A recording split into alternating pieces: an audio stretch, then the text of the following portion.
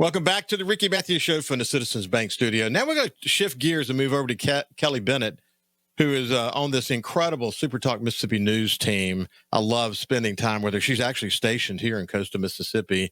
We got a long list of things to talk about, not the least of which, obviously, as I mentioned at the beginning of the show, the Katrina anniversary. Kelly, how you doing? Yeah, I'm doing good. It's kind of a somber day for those of us who survived Katrina. So, it affects my mood a little bit, but I'm sure it'll pick up. You know, what's interesting, I made this point at the beginning of the show that you've got, we have a Katrina anniversary every year, something about 20th anniversary. One of the things about it, we're talking a lot about it. I think it's important for us to remember it. We can't forget. I mean, I even had Reed Geis on where he talked about how we've kind of forgotten Camille. These lessons are important. A.J. Holloway once said that Hurricane Camille killed more people in 2005 than it killed in 1969 because people chose to stay at their homes and didn't understand, the differences between the storms. But, yeah, it's important to remember, isn't it? A lot of people say that. And I think GOP strategist Henry Barber, who served on the recovery committee after Katrina, he pretty much echoed that same sentiment. And I think we hear it from more and more people. And it kind of goes like this.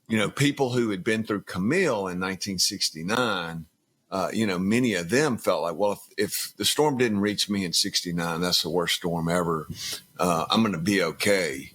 And in a lot of ways, Camille killed more people in 2005 than it did in 1969. Wow. And that's why it's so important to remember. It is so important. Especially with all the new people that have never been through a hurricane, So it is. I think showing the images of what was here and it's interesting too, because you got a lot of new leaders in the community who were very young then. Certainly their lives were impacted by it. You've got a lot of new leaders in the community, but I think we've got to constantly remind ourselves that we're vulnerable, but we're also more resilient. Listen, the rebuilding effort, we built stronger, we built better. Katrina is the 20th anniversary is somber, but it's also a celebration about our renewal. I mean, the fact that we were able to come back the way we have, and we have such a beautiful, wonderful place to live in. A great reminder, too, that buildings don't make a community, the people do. And, that's so true. You know what? Yeah. While you're on that topic, and that's what I will never forget after Katrina, is the people, how everybody just dusted themselves off and started picking up. We weren't asking for handouts. All we wanted was to be on our own property, fixing things, rebuilding.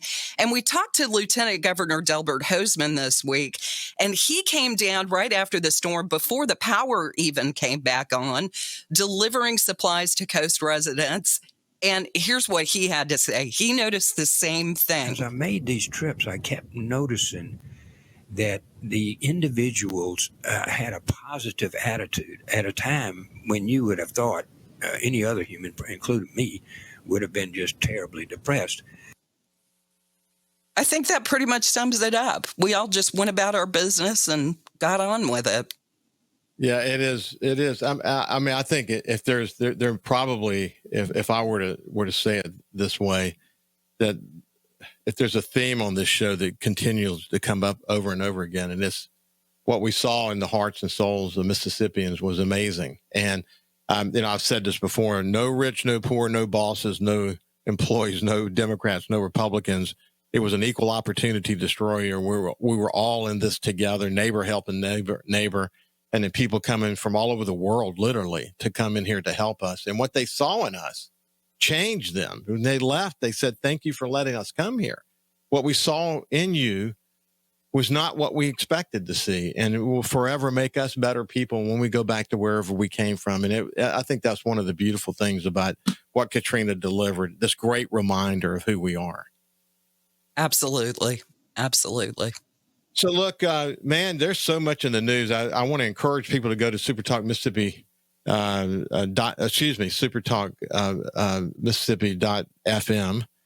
Or SuperTalk.fm, excuse me, or the SuperTalk Mississippi app. Right. SuperTalk Mississippi app.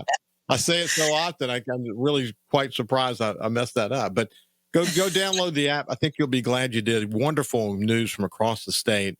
They're constantly looking at what's going on out there and making sure that you, as a reader, as a listener, can make sure you're getting the latest news. Also, their news is going to over 50 radio stations now across the state of Mississippi. It's an incredible operation. But there's busy so little much group, going aren't on. you? You're really very talented. You are definitely a very talented group. We're lucky to have you guys in that role. But listen, if you think about something interesting happened in the Oyster Arena. Yes. We had some action on that this week. A Harrison County judge blocked Mississippi's plan to lease out 80% of its public oyster reefs to private companies, granting a preliminary injunction while a lawsuit from commercial fishermen moves forward. Justin Glowacki with the Roy Howard Community Journalism Center at the University of Southern Mississippi has more on that. It's a move Ryan Bradley says is a win for Mississippi's oyster fishermen. Bradley is the executive director of Mississippi Commercial Fisheries United, the nonprofit that filed the lawsuit against the state over the leasing program. Now, he says it's a waiting game. Yeah, they're going to enjoin the Department of Marine Resources from issuing these leases until we've had a chance to further debate the merits of the entire case. The cities of Biloxi and Pass Christian have passed resolutions backing the fishermen. Representative Mike Ezel also voiced his support. State officials say they're reviewing the ruling. They have until mid-September to decide whether or not to appeal. Yeah, that thing's been boiling for a while, and it's good they hit the pause button so we can make sure moving forward in the best possible way. So, Ocean Springs is always a dynamic town, but we've got news as usual coming out of Ocean Springs. Yeah, they had two shootings, 2 weekends in a row, and city leaders vowed that they were going to try to do something about it. So here's what happened. This week, they voted to cut off alcohol sales downtown at 1:30 a.m. and require all citywide bars, restaurants, and event centers to close by 2 a.m. on the weekend. Now, the Tuesday vote was a response to the shootings. Some business owners actually said they would have been in favor of a larger police presence. They feel like they're being penalized. They're responsible business owners that are being penalized because they rely on those late night hours to make money. Others are defending the move, saying the choice could save someone's life. The order, by the way, remains in effect for 30 days with the option to renew. The Board of Aldermen is scheduled to revisit the action at their meeting on September 2nd. So we'll see what happens there. Listen to Kelly. When I was in New Orleans as publisher of the Times-Picayune, I had a really close relationship with the mayor, so I spent a lot of time with him and Mitch Landrieu. And so we talked a lot about it. And there was always this argument about, does greater police presence make a difference versus, understanding that a lot of the challenges we face are generational challenges and it's going to take, a long time to solve some of these problems. I think what we're learning in Washington is that when you flood the zone, it makes a difference. And I think that's something, yeah. Think about this. Everybody, when you're driving to and from work, if you notice a cop on the road near you, does your behavior change? Yes, It does. I mean, it's commonsensical. Of course, the police presence makes a difference. I don't see how anybody could argue against that. Yeah, no, I definitely agree. Mississippi has a Second Amendment tax-free weekend. Tell us about that.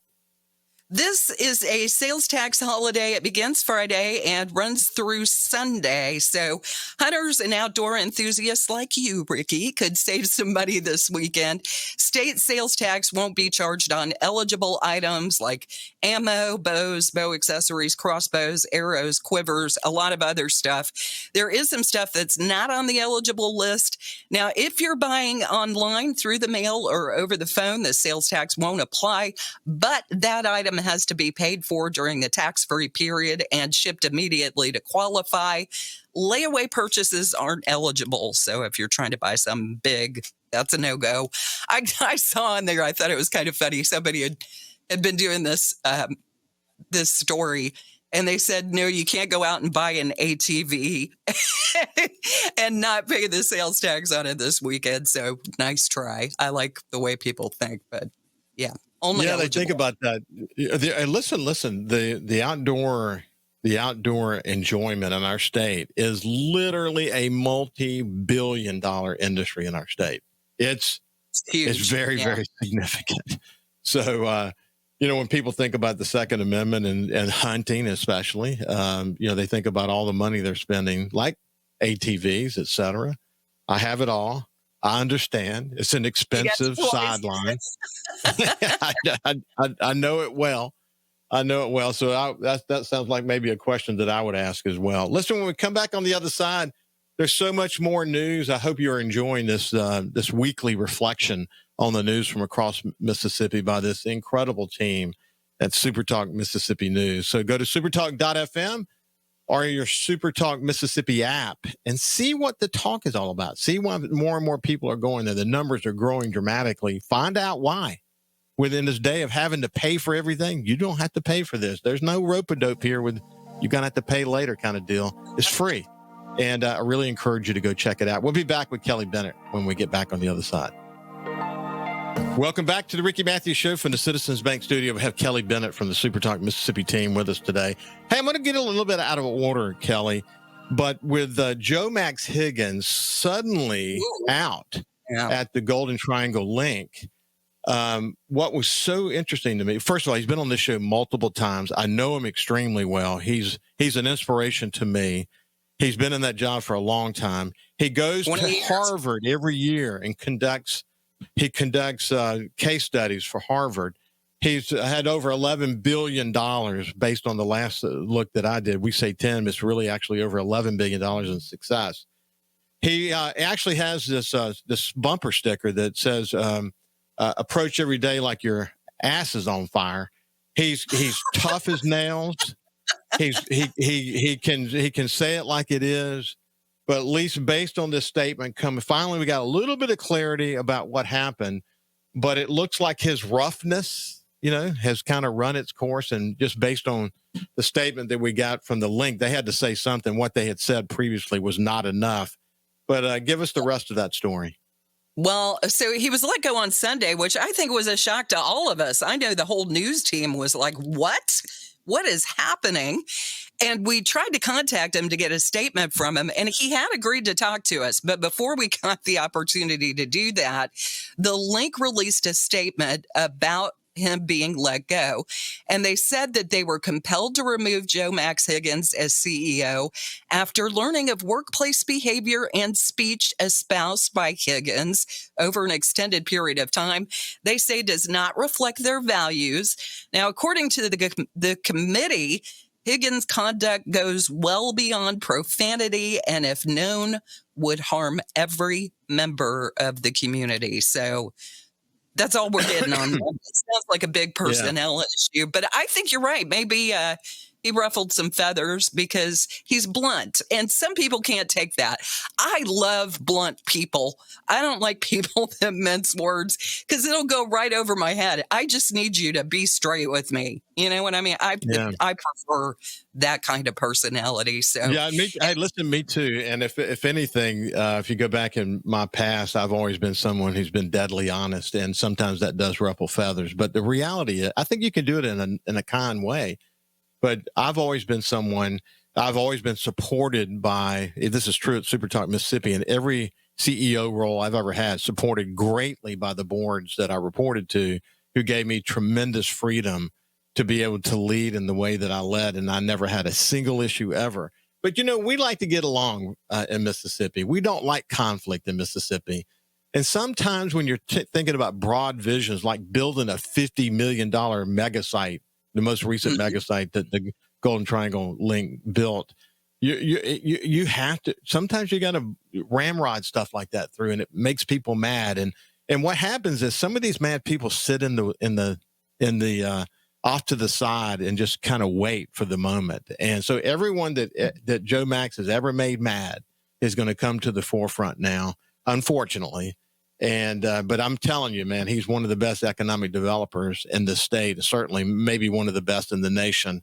and he's going to Yes. land fine. He's good at what he does. Well, And don't you wish you could download what he has in his brain into your brain? Oh, All yeah. that knowledge. I mean, 20 years of experience just with the link and, you know, a whole lifetime of economic development. We all wish we had that kind of knowledge, I think. Listen, he called coastal Mississippi the 800-pound gorilla that doesn't know it, that if we could ever get our regional act together, we'd be hard to beat on economic deals, the big stuff. I've been advocating that we need to come together around the big stuff, not do away with any of the approaches that we're taking now, but have a regional economic development alliance. And there's good conversations happening around that now. That's the good news. Hey, articles there was a fake post dealing with the Mississippi Department of Wildlife, Fisheries, and Park dealing with using corn feeders in the public land, and it looks so real. I'm going to talk about it on my outdoor show Monday, but they've had to work hard to undo that, haven't they? They have. So it's a social media post. It claims baiting and feeders will be allowed on public hunting lands in Mississippi. Total fake. The Department of Wildlife, Fisheries, and Parks is warning hunters about the post, which has been circulated pretty widely online, and it does look like it originates with the agency. I mean, it looks real. The information is totally false. It didn't come from them.